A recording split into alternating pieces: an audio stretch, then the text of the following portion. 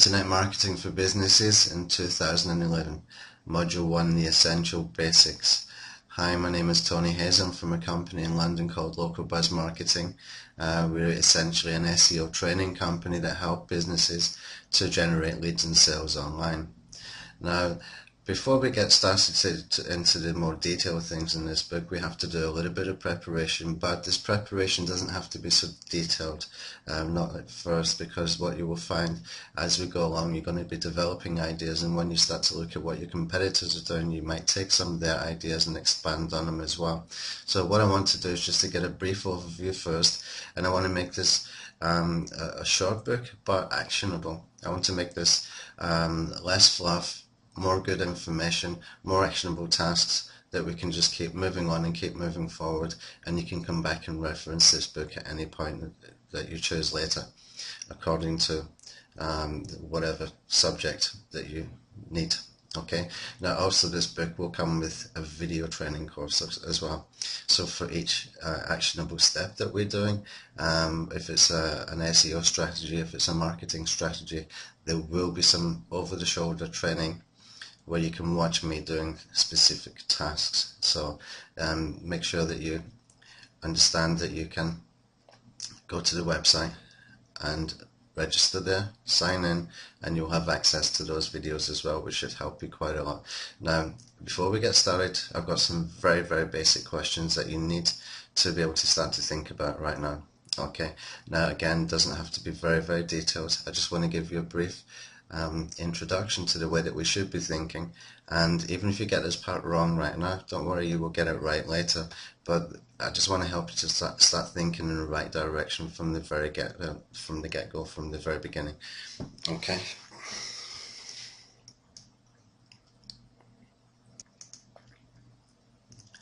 Okay, and the first thing that we need to think about is, what is your goal?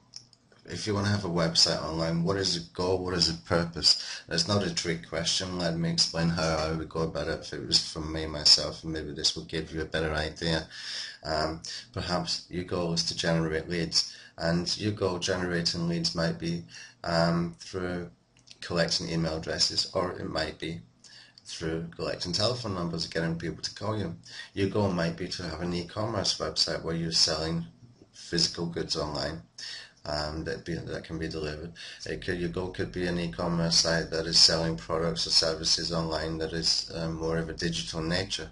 So I just wanted to understand the basics of what is your goal right now. It's not a trick question. It's not something you have to think long and hard about. Just think to yourself. I mean, if you're a plumber, for example, then you just want to be generating leads, probably from phone calls. You might not want people coming into sending you an email address. That's probably not much good for you to follow up on that kind of thing, but you know, you could be offering professional services, and email makes more sense than getting phone calls. That way you can sell to people multiple times. Alright, so just first of all, think, what is your goal? Take a note of it, and we can think about that more as we go along and as we look at your competitors as well. Okay, number 2, who are your target customers? Okay, it sounds like a very simple question. There isn't any trick to it. It is actually a very simple question. Who are your target customers? Are they people locally? Are they people nationally? Are you looking worldwide? Remember, the further afield you go, the harder it's going to be because it's more competitive, and it might be better to try and start locally first and do what we call geo-targeting. Okay, so I want you to start thinking, who are your customers? Are they people who are going to spend money with you immediately? Are they people who need multiple sales messages before you can start to get a return on investment? Start to think of all those things right now, but it'll all become clearer as we go through the book. Okay. Number 3, who are your competitors, both locally and nationally? Now, these are the people who will be ranking where you want to be ranking in the search engines. These are the people who are attracting the customers online that you would like to be attracting online. Find out who they are, find out what they're offering to people, and get some ideas. Just a general overview. Again, it's not a trick question. There's more to come later with this kind of thing, but as we just start to build a picture, and at the end of this module, you should be able to start thinking, okay, I know what my goal is, I know who my target customers are. I know that I want to target either locally or nationally, and I know how my competitors are targeting these people. I've already got ideas of what they're doing. I can take their ideas and I can expand on them and make them better. That's the whole point of doing this module 1, the essential basics. Okay. So find out how your customers are finding your top competitors. Maybe they're finding it out through things like competitions, or is it only search engine rankings, or are they doing very strong social media on Facebook or Twitter? Try and find out how your customers are finding your top competitors online. What are your competitors online are doing to attract those customers? Is it search engine rankings? Is it social media? Find out, and just as much as you can understand right now, try to understand it, and also sign up for everything that they're doing. Get a copy of the newsletters and stuff like that, because we're going to need that later. Okay. So next point is to take all of those above, get a broad overview, and think to yourself, what is your unique selling point? Now, I'm not trying to give you business marketing 101 here. You probably already know that you need to have a USP, or should have a USP to stand out from your competitors, but sometimes that's just not possible. Maybe you are just doing plumbing services. You know, what do we do with plumbing services to make it different? I don't know. But perhaps you can do a different USP as far as online marketing. And a different USP can be the way that you contact people. It can be the offers that you're making. It can be giving good quality information so that you can get their email in exchange for that information. Whatever it might be, just start to think, what could your unique selling point be as far as online for people who come online? Maybe it's a discount. Maybe it's a point system. Yeah, who knows? Whatever you can think of, just start to think about that right now. Okay. And then I want you to think, what can you give that your competitors are not giving online? So once you've had a look at your competitors, you can see if they're offering something that you could be offering, but perhaps that you could take this a little bit further or a little bit better. But put yourself in the customer's place and not the competitor's place, okay? You have to remove yourself from being the competitor, see yourself as a customer, and think to yourself, well, you know, that's a great offer they've got there, or that's a great idea that they've got there. Me as a customer, I would prefer to have this, this, or this. And then you can go into your competitor's role and think, okay, a customer would probably like certain things extra, or that thing taken away, or maybe a different approach, and then you can start to put it together. So you have got a USP, you have got something that your competitors are not offering online, and that is going to help us as we start to move up the search engines. Okay. Now the next point we need to think about, and again, we're just thinking about things, we're just getting a broad overview, we're not writing a business plan or anything like that. It's not that detailed, we're just thinking about things so that we can easily and quickly take actionable steps later on. Okay, this is just a broad overview. Now the next thing I want you to think about is what format is easiest and best for you to give this information. Whatever information you decide that you're going to give online, you need to think of what format is easiest and best. For me, it's video. I can make these little PowerPoints and I can talk using a screen capture software called Camtasia, and I can knock out content very, very quickly. From that content, I can send the video to an outsourced worker who will transcribe it. Once I have the transcription, I have a written format which I can turn into an ebook, I can turn into a physical book, I have a video, and also I can extract MP3 and I can make a podcast, all from one piece of information.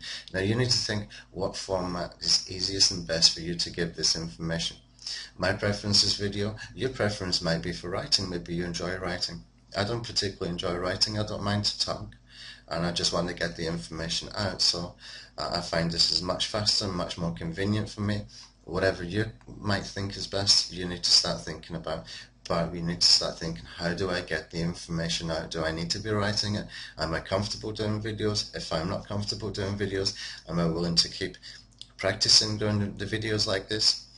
10 to 11, 12 times until I start to feel comfortable, because that's what does happen in my experience. And from there, that will help us to be able to create a plan.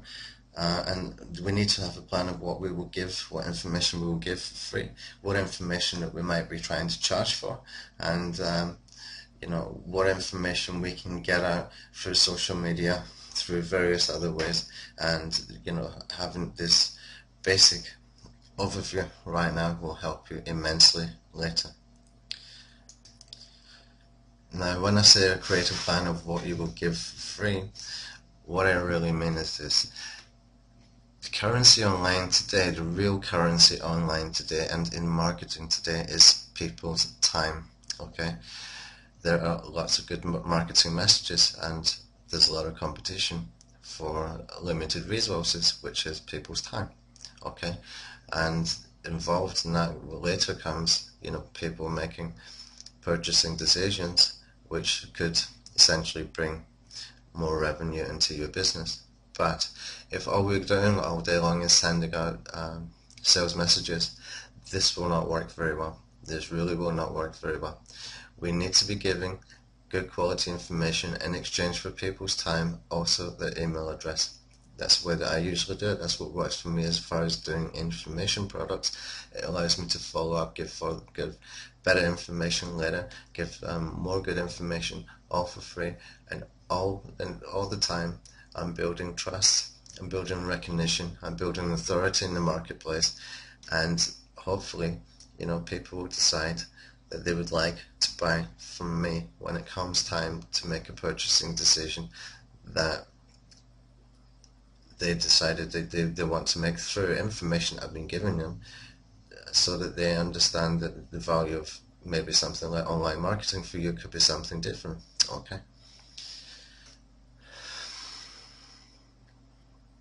So we need to create a plan of what we will give for free, and that will include the format, that will include the unique selling point, that will include having looked at your competitors, and you also need to think about the options for the lead generation. How are you going to do this? Is it because are you going to do it for getting them to call you, for leaving an email address, from joining a group on Facebook or whatever? That's what you need to start thinking about. The easiest way, in my experience, is to build an opt-in form on the website, and we will explain how to do that later, but very, very easy to do this. It's nothing really difficult. And